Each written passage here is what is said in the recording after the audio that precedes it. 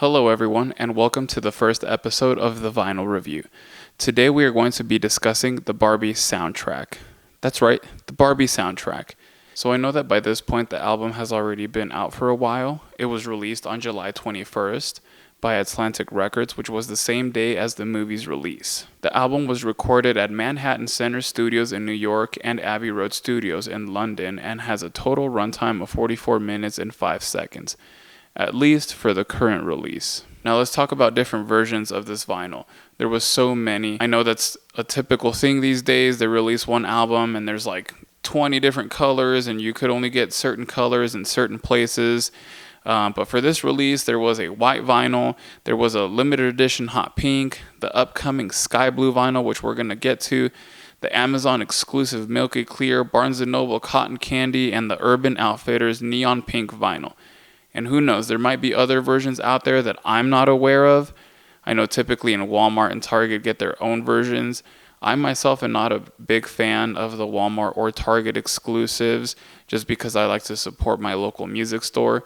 Now, if that's something that you like to do because of the special editions on the colors and things of that nature, then that's completely up to you. There's nothing wrong with that whatsoever. Just for me personally, I usually try not to get those versions, but there's nothing wrong whatsoever. That's what you like to do. Now, for this sky blue version that's coming out, they do have a limited edition repress sky blue vinyl that's coming out September 22nd of this year. Now, what's different besides the color is that it's going to have an extra track. That track is Barbie Dreams by 50/50, and it's going to include a 12 by 24 inch poster. You can go ahead and pre-order that now at the Barbie soundtrack official website. And that's going to be something that some people may be looking for. That's how us vinyl collectors are. We're always looking for what's different, new version, new inserts, color, cover, things of that nature. That's kind of what gets people into this hobby. So if you're interested in that, once again, you could find that on the Barbie soundtrack official website. Now, this project was executive produced by Mark Ronson. If you don't know Mark Ronson, he's really solidifying himself in the industry. He's been active since the 90s and has worked with the likes of Amy Winehouse, Adele, Bruno Mars, Lady Gaga, Miley Cyrus, Dua Lipa, Billie Eilish, just to name a few. I could keep naming them, but the list would be way too long. He has countless awards and nominations that will take a really long time to list out. So once again, if you don't know him, you should get to know him. And I think he's more than qualified to executive produce a soundtrack of this caliber. Now let's talk accolades really quick. The album debuted at number 2 on the Billboard 200 albums chart. It gave Ryan Gosling his first ever Billboard Hot 100 hit, debuting at number 87. Billie Eilish, Nicki Minaj, Ice Spice, Dua Lipa are all in the top 10 for Global 200 and the Global 200 charts that exclude the US charts. So it's fair to say that the soundtrack is doing very well. Usually soundtracks don't fare too well on the charts, and I would say that that's probably for a number of reasons. My best guess is that if there is a song that you remember from a movie and you're like, oh, I remember this song from whatever movie, a lot of times that song has already been released before on that artist's individual album. So if it did do well, it's kind of already past its time, and maybe the movie kind of brings back a little bit of popularity to it, but not enough to really put it way back up in the charts.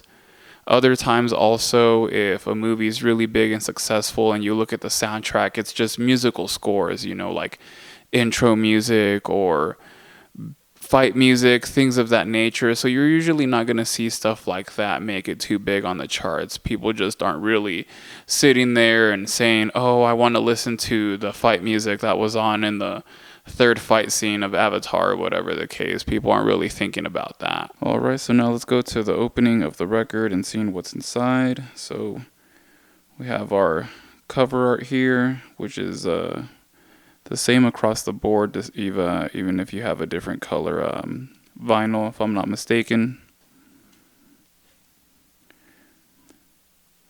Art on the back. Let's see if I can get this out of here, because it's kind of a pain to even put it on. So as you can see here, this is the slipcase that my record shop was giving out.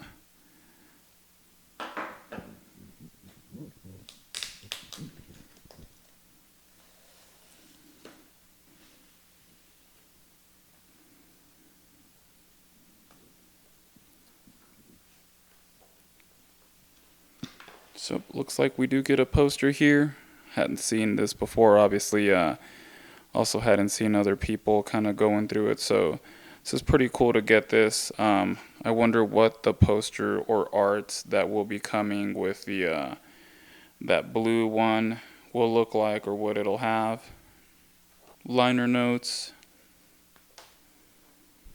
and then it looks like the sleeve in here for the record is some additional artwork as well.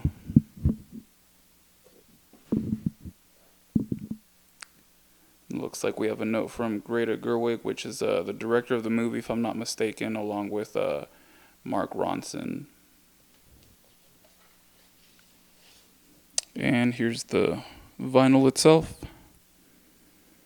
Looks pretty clean. I know sometimes with the black vinyl you could kind of see some like dust or stuff on it. Even when it's brand new, sometimes you'll open up a record and they'll just be, just doesn't look completely clean. But I know it'd be harder to see on the pink vinyl, but it just looks pretty good. Doesn't look like there's any issues. So we're gonna play it, see how it plays.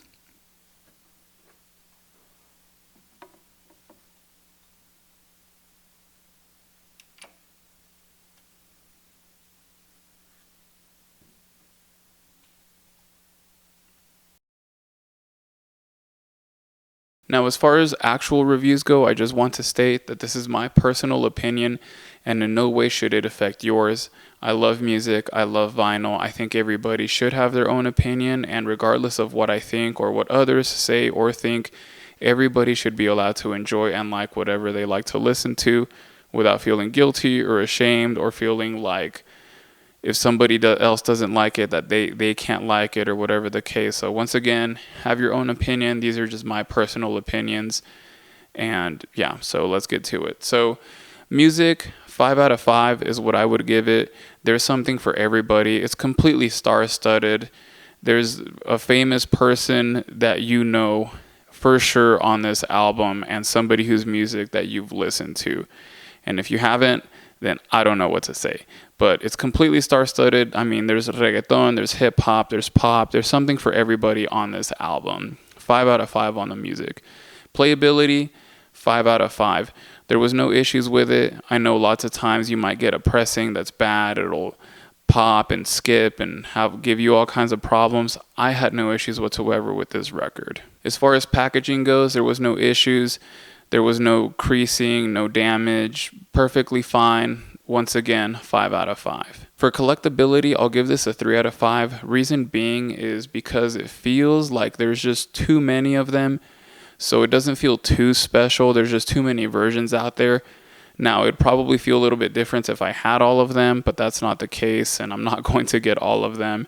There's also the new one coming out that has that extra track and the poster. I would say that has more of a collectability vibe compared to all these other releases. So for that reason, I'm going to give it a 3 out of 5 on collectability. As far as design goes, I think that the design is great. It kind of feels like you're getting 2 covers on it because of the sleeve that goes over the vinyl on the inside. And it's the hot pink version that's super Barbie vibes. I feel like you couldn't really ask for anything else. Overall design, I think, is great. Now, once again, this is the inaugural episode of the Vinyl Review.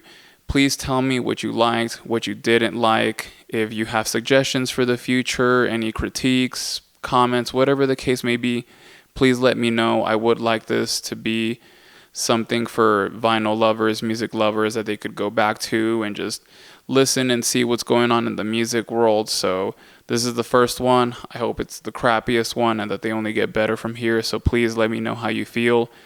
And don't forget to like and subscribe, because I guess that's how the channels really grow and become successful. So I'm going to be the person now who asks you to like and subscribe, even though those people used to annoy me before. But please do help the channel out, and I appreciate it. Thank you so much for sticking with me until the end and listening. And I'll see you next time from the Vinyl Review.